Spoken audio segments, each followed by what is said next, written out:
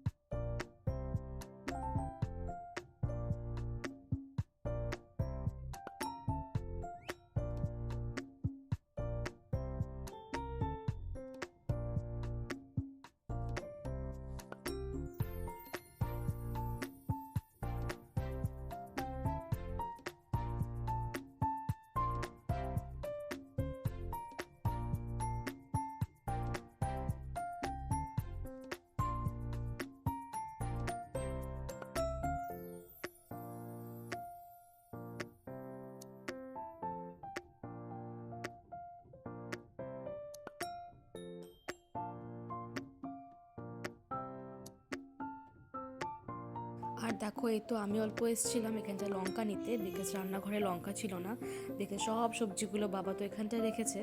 তো তারপরে বাবা বলল যে একটু চা বানিয়ে নিয়ে আয়, অনেকক্ষণ ধরেই সবজি কাটছিল, মোটামুটি 1 ঘন্টা হয়ে গেল। আর এখানটা আমি বসিয়েছি পনির, ওই দিন রাতে পনির, বেগুন ভাজা, ভাত, আর দুপুরের ডাল ছিলই আই থিঙ্ক। তো এসব নিয়েই খাওয়া দাওয়া ছিল।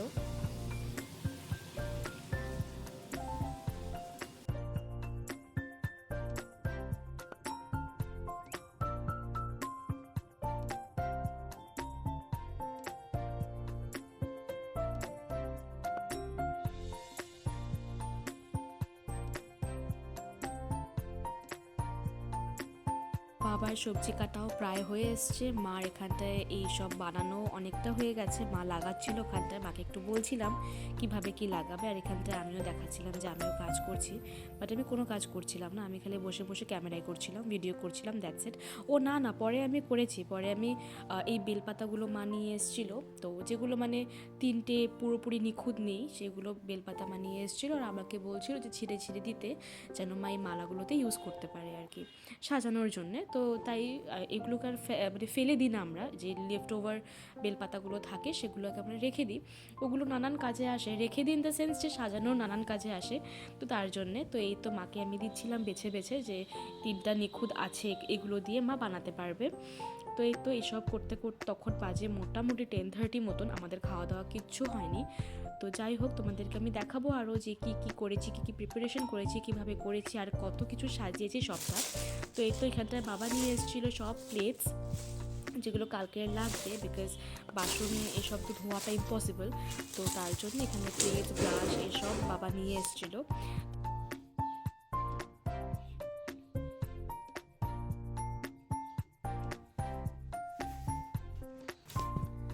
গুড মর্নিং এভরিওয়ান, আমি শ্রেষ্ঠা, আশা করছি তোমরা যে যেখানে আছো সবাই খুব ভালো আছো।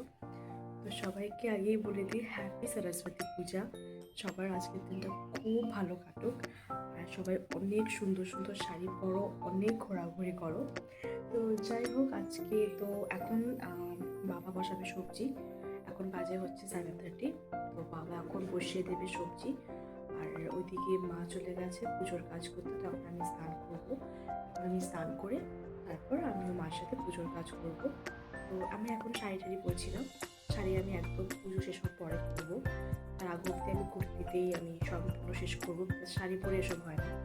আর ওই দিন দেখো সকালটা এত সুন্দর ছিল, খুব সুন্দর রোদও উঠেছিল, দেখেই মনে হচ্ছিল যে একটা পুজো আছে, স্পেশালি সরস্বতী পুজো আছে, সেটা দেখেই মনে হচ্ছিল। তো এই তো এখানটায় মা সকালের পুজোটা আগে করে নেবে, আগে ঠাকুর ঘরের পুজোটা করে নেওয়ার পরে মা ওইদিকে সব কিছু জিনিসপত্র রেডি করবে। তো এবার ব্রাহ্মণ টাইম দিয়েছে আমাদেরকে যে বাই 9 আসবে, বাট উনি এসছে বাই 10। তো যাই হোক, মার কাছে টাইম ছিল 1 ঘন্টা মতন। ততক্ষণে ভাইরাও চলে এসেছিল, মামা প্রসাদ মানে ঠাকুরকে দেওয়ার প্রসাদ নিয়ে এসেছিল।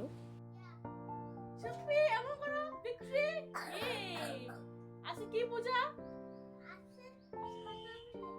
সরস্বতী পূজা। তো এখানটা আমাদের জোগাড় অলমোস্ট ডান, অলমোস্ট শেষ, তাই তো?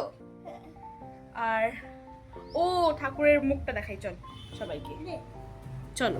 না না না,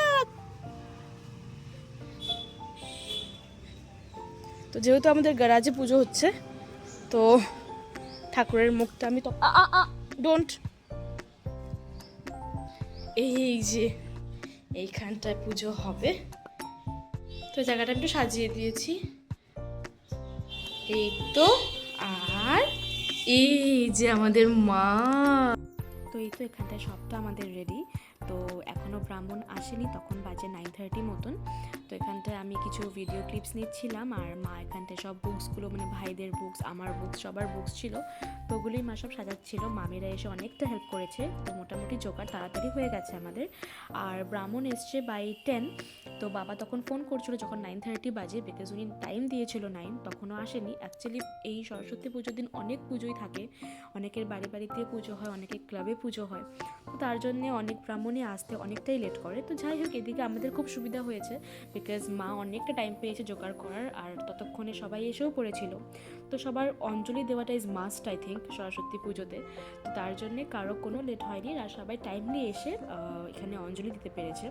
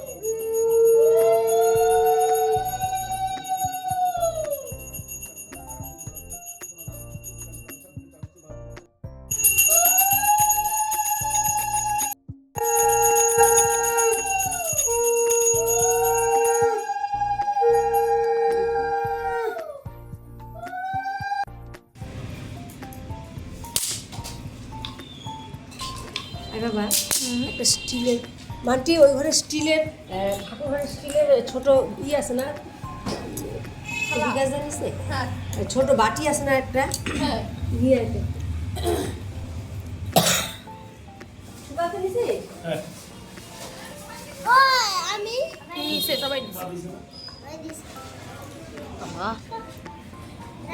কেন না ধরুক না সুপ্রিয়তি ব্যাট নাকি রে তোর ভাই হয় না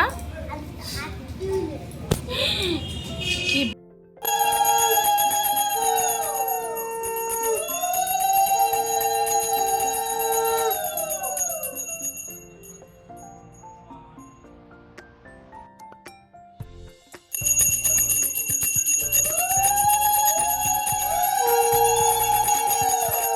তো এখানটায় পুজো আমাদের কমপ্লিট। আর এখানটায় আমি একটু ঢং মারছিলাম বিকজ আমি এই কুর্তিটা পরেছিলাম আর আমার কোনো ফটো কোনো ভিডিও কিচ্ছু ছিল না, তো তাই আমি এই ভিডিওটা করছিলাম। আর এখানটায় মারা বানাচ্ছিল খিচুড়ি আর বাবা সবজি বানিয়ে রেখেছে। তো তোমাদেরকে আমি সকালেই বলেছি, মানে সকালের একটা ক্লিপে বলেছিলাম, এর আগের ক্লিপে বেসিক্যালি, যে বাবা সবজি বানাবে। তো বাবাই তো সবজি বানিয়ে রেখেছে, সবজি বানানো হয়ে গেছে। তারপরে বাবা গেছিলো আই থিঙ্ক বাইরে মিষ্টি আনতে, হয়তো আমার ঠিক মনে নেই।